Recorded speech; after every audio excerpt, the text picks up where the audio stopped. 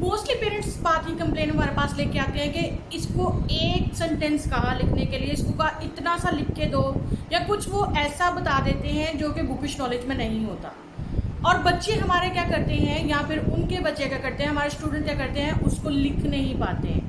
और फिर पेरेंट्स आके कंप्लेन करते हैं कि ये किस तरह की स्टडी आप लोग करवा रहे हैं कि हमने कहा कि ये एक सेंटेंस लिख के दिखा दो, या इसकी ज़रूरत है, हमें ये एक छोटा पैराग्राफ चाहिए, ये एक स्टेटमेंट चाहिए, हमें ये लिख के दे दो, और ये खुद से लिख नहीं पाया। मैं हूं लिशपा सलीम और आप देख रहे हैं मेरा चैनल क्लासरूम टू कल्चर। और क्लासरूम टू कल्चर में हम इस तरह के छोटे छोटे प्रॉब्लम को डिस्कस करते हैं जो हमारे बच्चों की फ्यूचर लाइफ पर या फिर आने वाली जिंदगी पर असरअंदाज हो रहे हैं। बात करते हैं आज क्रिएटिविटी की। हर स्कूल में, हर क्लास में, हर टीचर, पेरेंट्स क्रिएटिविटी के बारे में बात कर रहा है कि हमारा बच्चा जो है वो क्रिएटिव होना चाहिए, उसको क्रिएटिव राइटिंग का पता होना चाहिए, आर्ट एंड क्राफ्ट के लिए वो क्रिएटिव होना चाहिए, हर चीज के लिए जो है वो क्रिएटिव होना चाहिए। अब प्रॉब्लम ये है कि वर्ड क्रिएटिविटी क्या है, इसका मतलब क्या हम सबको पता है? क्या पेरेंट्स को पता है, टीचर्स को पता है, स्कूल्स एडमिनिस्ट्रेशन को पता है? क्रिएटिविटी के नाम पे हम क्या करते हैं, हम उनको बुकिश नॉलेज दे देते हैं। बुकिश नॉलेज में से कोई भी एक टॉपिक दे देते हैं, जी ये आपने घर से करके लेके आना है। As a teacher I am talking about ourselves, teachers होने के नाते आपसे बात कर रहे हैं कि हम कहते हैं जी ये घर से लिख के लेके आए, और बच्चा जो आप बुक का काम देंगे वो आसानी से लिख के ले आएगा। अब प्रॉब्लम यहाँ पे कब क्रिएट हुई, हमने जब अपनी तरफ से कोई टॉपिक असाइन किया या फिर बुक एक्सरसाइज को कहा कि घर से खुद सॉल्व करके लेके आए।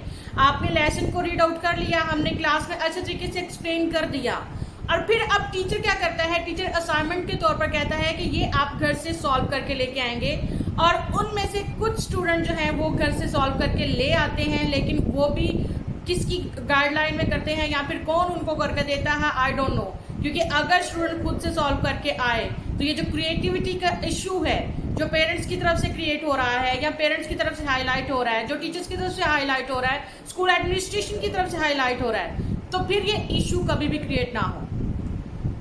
कुछ बच्चे करके ले आते हैं, लेकिन कुछ जो है वो ऑफिस तक आ जाते हैं, कंप्लेन ऑफिस तक आ जाते हैं। और वो क्या कंप्लेन होती है, लो टीचर ने ये तो करवाया ही नहीं और काम लिखने के लिए दे दिया बच्चों का, बच्चा खुद से काम कैसे करे? तो फिर आप ये बताएं कि क्रिएटिविटी आएगी कहाँ से, जब हर चीज एक्सप्लेन कर दी गई है, क्लास में लेसन एक्सप्लेन कर दिया गया, अच्छे से पढ़ाया गया उसको। तो फिर अब क्रिएटिविटी एक्सरसाइज कहता है कि खुद सॉल्व करके लेके आए, या यहाँ पर कॉम्प्रीहेंशन के लिए कुछ क्वेश्चंस होते हैं वो जो टीचर कहता है कि बच्चा खुद से लिख के लेके आए। लेकिन बजाय इसके कि बच्चा खुद से सॉल्व करे, एक कंप्लेंट का जो है वो अंबार लग जाता है। टीचर्स को कॉल पे कॉल आती हैं, ऑफिस में कंप्लेंट का जो है वो एक रश लग जाता है, जी टीचर ने ये काम नहीं करवाया था लेकिन दे दिया। और फिर ऑफिस की तरफ से भी जो है वो प्रेशर होता है, जी आप वो काम दिया करें जो बच्चों को आप क्लास में करवाते हैं।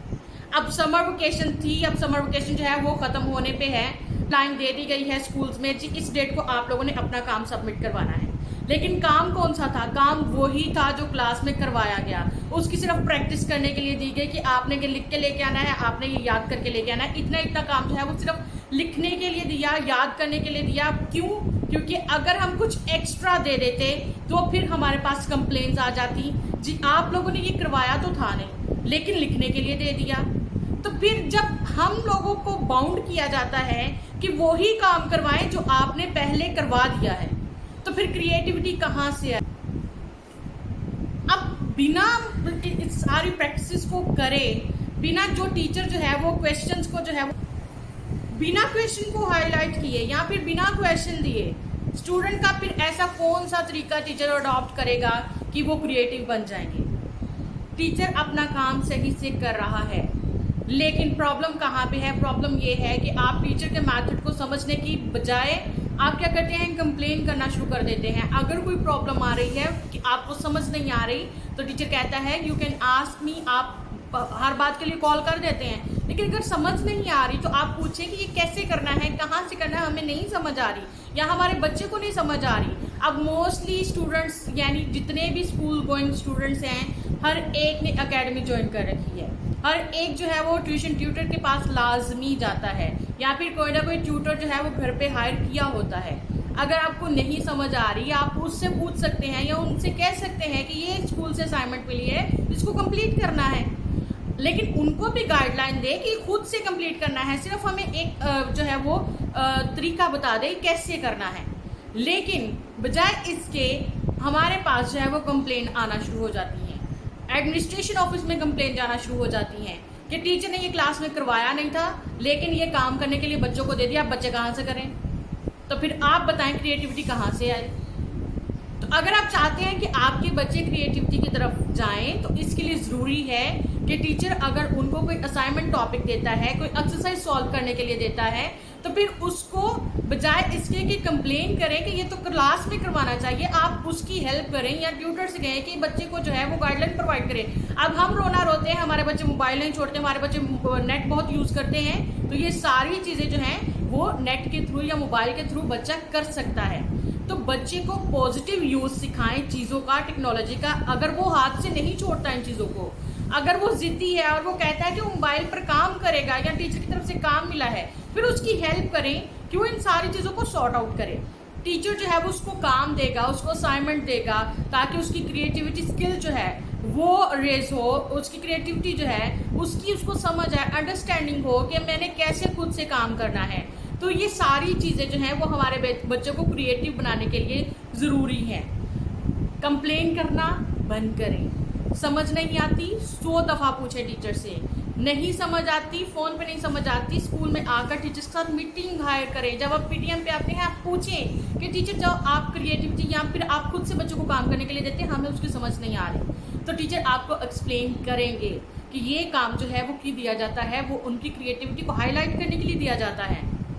लेकिन हम जब 24 घंटे टीचर को गलत करने के लिए जो है वो बैठे रहेंगे, 24 घंटे हमारे माइंड में यही होगा कि हमने टीचर की कंप्लेन कैसे करनी है, हमने टीचर को पकड़ना कैसे है। अब मोस्टली पेरेंट्स जो है वो आपको सॉरी टू से कि क्या करते हैं, टीचर ने काम चेक किया लेकिन ये गलती थी, गलती नहीं निकाली, कॉपीज लेके पहुंच जाते हैं। अब आप ये देखें कि आपके पास सिर्फ एक बच्चा था, आपने उसकी कॉपी चेक की, आपको लगा कि ये गलती निकलनी चाहिए थी, लेकिन टीचर ने नहीं निकाली, तो आप उसको सेट कर दें बजाय इसके कि कंप्लेन करने जाएं। जब तक हम म्यूचुअल अंडरस्टैंडिंग के साथ नहीं चलेंगे, तो फिर तब तक जो है वो उसका रिजल्ट पॉजिटिव नहीं आएगा।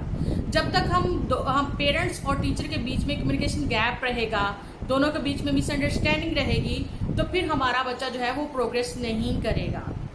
इसलिए अगर कोई गलती नहीं निकाली तो इसकी 2 वजह हो सकती हैं। एक तो टीचर जानबूझ के गलती नहीं निकालेगा, क्योंकि कुछ बच्चे ऐसे होते हैं, ट्रस्ट मी, प्रेप क्लास का बच्चा कितनी एज का होता है, 6 इयर्स ओल्ड, और वो मेरे पास आके कहते हैं कि प्लीज़ टीचर कॉपीराइट मत करिएगा। तो टीचर क्या करता है, टीचर कहता है कि ठीक है, इसको ये गलत है बेटा, आपने रॉन्ग लिखा है, इसको सही लिखना है।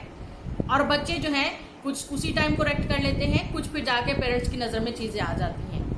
दूसरी बात, टीचर के पास ज़्यादा बच्चे थे, उसकी नज़र से जो था वो चीज़ नहीं गई, वो ओझल हो गई, वो इग्नोर हो गई, तो आप उस मिस्टेक को ठीक कर दें और टीचर को बस इन्फॉर्म करें कि टीचर इसने गलत लिखा था, मैंने करेक्ट करवा दिया, ताकि टीचर के नॉलेज में हो कि बच्चों ने जो है वो गलत काम किया था, मैंने उसको ठीक नहीं किया था, लेकिन पेरेंट्स ने कर दिया।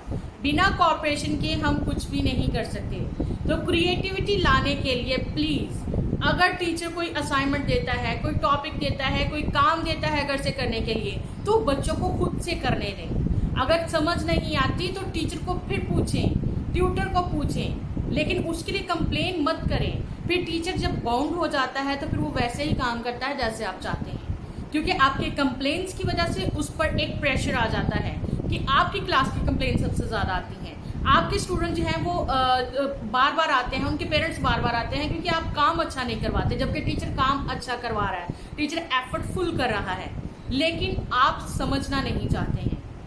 मेरी ये रिक्वेस्ट है उन तमाम पेरेंट्स से जिनको ये ख्वाहिश है कि उनके बच्चे क्रिएटिविटी की तरफ आएँ, उनके पास आर्ट एंड क्राफ्ट की क्रिएटिविटी होनी चाहिए, उनके पास राइटिंग स्किल की क्रिएटिविटी होनी चाहिए, तो प्लीज़ आपको टीचर के साथ कोऑपरेट करने की ज़रूरत है, कोऑपरेटिव होने की ज़रूरत है, ताकि आपका बच्चा जो है वो क्रिएटिव राइटिंग की तरफ आ सके। ये एक बहुत बड़ा इशू है कि हमारे बच्चे अगर खुद से 5 लाइनें भी ना लिख सकें तो फिर क्या फ़ायदा इन सारे इन्वेस्टमेंट का, इन सारी एफर्ट्स का जो आप और हम कर रहे हैं। तो आप सबसे ये मेरी हम्बल रिक्वेस्ट है कि प्लीज़ बच्चों की क्रिएटिविटी स्किल को रेज करने के लिए, क्रिएटिविटी स्किल को बढ़ाने के लिए जो उनको खुद से काम करने को दिया जाता है, जो एक्सरसाइज उनको खुद से सॉल्व करने के लिए दी जाती हैं, वो उनको खुद से सॉल्व करने दें। जब वो काम स्कूल में लेके जाएंगे, टीचर चेक करेगा कि ये सही है या गलत है, तो वो वहीं पे बता देगा कि यहाँ पे ये आना था बेटा, नेक्स्ट टाइम जो है वो बच्चे को पता होगा, वो एफर्ट करेगा। Thank you so much. मेरे वीडियो को लाइक कीजिएगा, शेयर कीजिए, चैनल को सब्सक्राइब कीजिएगा और उन तमाम पेरेंट्स और तमाम टीचर्स लोगों तक पहुंचाएं जिनको आपको लगता है इस वीडियो को देखने की ज़रूरत है। God bless you.